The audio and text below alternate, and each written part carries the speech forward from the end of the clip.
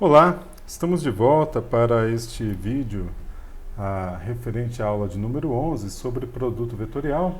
E estamos no último vídeo, né? E nesse último vídeo nós vamos falar sobre o produto misto entre três vetores, U, V e W. Esse produto misto é o produto escalar do vetor U pelo vetor resultante do produto vetorial entre V e W. E aí, com isso, a gente tem, então, um produto misto cujo valor é um número, é um escalar, e pode ser computado usando o cálculo do determinante desta matriz, que tem na primeira linha as componentes do vetor U, na segunda linha as componentes do vetor V e na terceira linha as componentes do vetor W. Este número, se você tomar o módulo deste número, então a gente pode até escrever aqui explicitamente, né, cujo resulta em um número cujo módulo é o volume do paralelepípedo formado pelos vetores U, V e W. Na figura 1C nós representamos este resultado e eu gostaria de, antes de proceder com o cálculo em si desta operação, dar uma descrição da geometria que a gente usa para interpretar esse resultado. O vetor U e o vetor V compõem um plano, né, que é formado por um paralelogramo aqui embaixo, né? Vamos dizer que esse plano é a base do paralelepípedo, tá bom? Então esse plano é a base. A área da base multiplicada pela altura do paralelogramo resulta no seu volume. A área da base nós sabemos calcular, ela é dada pelo módulo do vetor produto vetorial V com W. Então você tem o produto vetorial, vai resultar num vetor U, vetor V, aqui deveria ser U vetor V, perdão, aqui eu coloquei, tem um erro meu, né? Eu vou corrigir, mas aqui você tem o vetor U vetor V, cujo módulo é igual à área do paralelogramo formado pelos vetores U e V. Este vetor U vetor V não necessariamente será paralelo ao vetor W. Aqui, de propósito, nós tomamos uma condição em que o vetor W forma um ângulo θ com o vetor U vetor V. E este ângulo θ, então, se nós tomarmos aqui um vetor perpendicular, uma linha, né, perpendicular ao vetor U vetor V, então nós teremos um triângulo retângulo de hipotenusa dada pelo módulo do vetor W e cateto adjacente ao ângulo θ, valendo h, que coincide com a altura do paralelepípedo. Então nós multiplicamos o módulo de U, o módulo de W, aqui deveria ser W, né? O módulo de W cosseno θ, que é a altura, vezes o módulo de U vetor V, que é a área da base. Eu vou corrigir antes de dar continuidade, porque está muito feio, né? Então vamos lá. Abrimos o Lix. Então, U vetor V, conforme inclusive esta expressão, né? U vetor V escalar W, né? Então, U vetor V, aqui é W, que é a altura, sendo o ângulo entre aqui é U e V. Então, utilizamos os vetores U e V para formar a base, né, cuja área vai ser o módulo do produto vetorial U por V. E aí, sabendo que o ângulo entre a base e o vetor W é θ, né? Então, esse ângulo θ, a altura do paralelepípedo fica h igual a W cosseno θ. Veja que a gente está tomando o módulo das duas quantidades, porque se acontecer do ângulo θ, do cosseno de θ ser menor que zero, enfim, para isso basta θ estar entre π sobre 2 e π, então o cosseno de θ é negativo. Então a gente quer que tomar o módulo para corrigir este eventual problema. Então, a altura do paralelepípedo é h igual a módulo de w módulo de cosseno θ. A área da base vezes a altura fica, então, módulo do produto vetorial, U com V, vezes o módulo vezes a altura, que é o módulo de W vezes cosseno θ. Então, fica aqui, eu vou só adicionar este elemento aqui. Tá? A última igualdade, aqui tem que colocar, né, o indicador de que é o módulo que nós estamos calculando, e a última igualdade vem da propriedade de número 5, tá bom? Então, com isso, nós demonstramos, né, que o produto misto, ele possibilita, então, calcularmos o volume do paralelepípedo formado pelos vetores U, V e W. Agora tem uma coisa interessante. Se você tem um produto misto, ele permite calcular o volume do paralelepípedo. Se você vai reduzindo a altura do paralelepípedo, fazendo o ângulo θ ficar cada vez mais próximo de π sobre 2, né, ele vai se inclinando, se aproximando desse plano. Quando o vetor W, quando o ângulo θ vale π sobre 2, ou seja, o vetor U, vetor V é perpendicular ao vetor W, então W pertencerá ao mesmo plano formado por U e V, e o volume do paralelepípedo é zero, né? Porque ele se torna uma superfície, ele vai ficando fino, fino, fino até ele virar uma superfície. E aí U, V e W serão coplanares. Então, caso o produto misto resulte em zero, os vetores são coplanares. Neste exemplo de número 5, ele pede para utilizarmos o produto misto para mostrarmos que os vetores U, V e W, cujas coordenadas são dadas aqui, são coplanares. Então, o que a gente faz é escrever o produto misto em termos do determinante de uma matriz. Primeira linha tem as componentes do vetor U, que são 1, 4 e menos 7, respectivamente nos eixos x, y e z. Na segunda linha, as componentes do vetor V, 2, menos 1 e 4. E na terceira linha, as componentes do vetor W, 0, menos 9 e 18. Então, para calcularmos o determinante dessa matriz, tomamos os menores. Então, fixamos 1 como pivô e calculamos o determinante dessa submatriz 2 por 2. Menos 1, 4, menos 9, 18. Tomamos este termo como pivô, com sinal de menos, menos 4, e multiplicado pelo determinante desta matriz.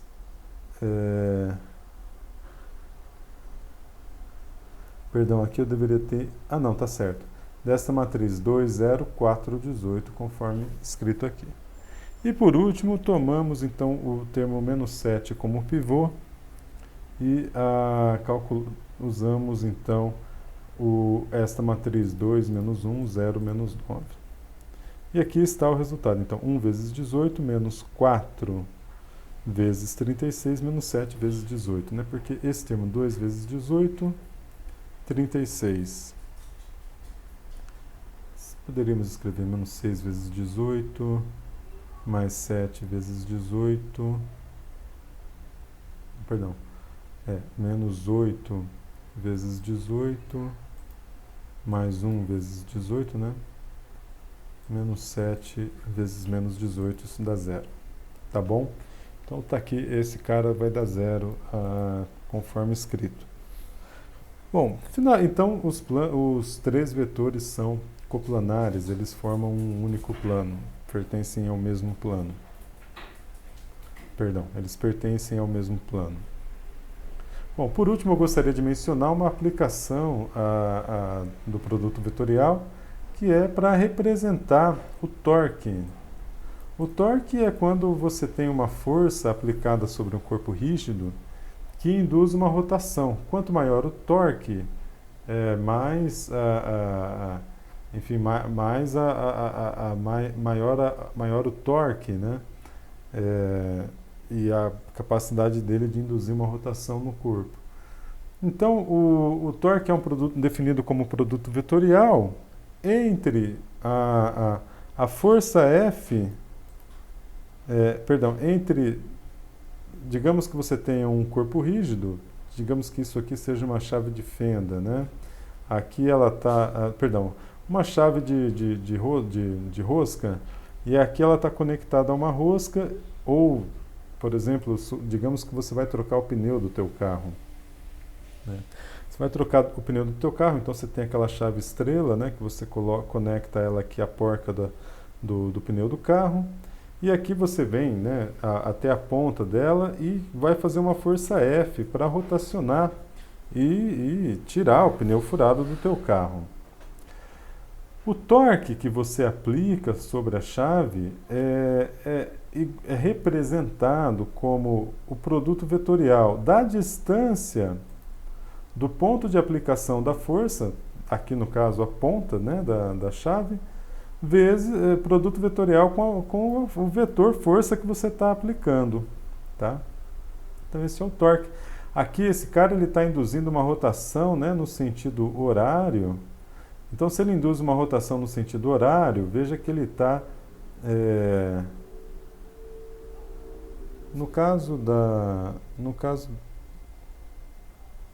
ele está apertando, né? Aqui ele está apertando a roda.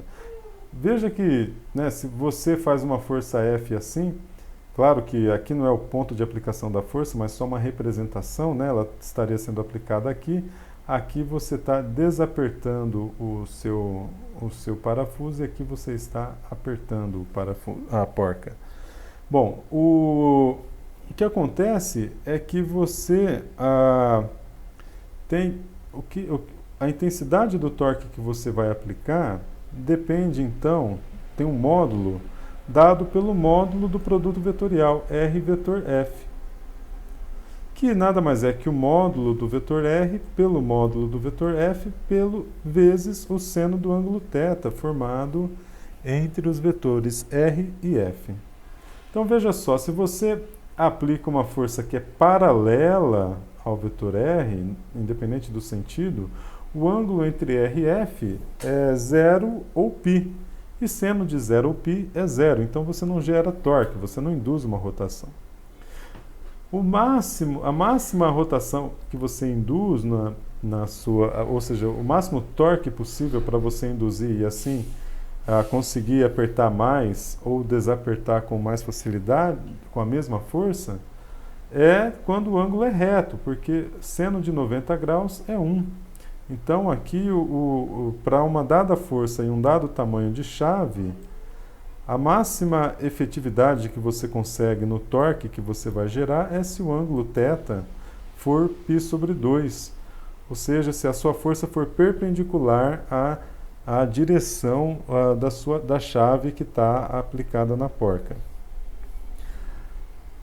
Ademais, aqui você pode entender aquela frase famosa do Arquimedes: me dê um ponto de apoio e uma alavanca grande bastante e eu movimento o mundo. Porque o que acontece? Suponha que você tenha uma porca ultra mega bem super apertada. Ela está tão bem apertada que você vai lá e...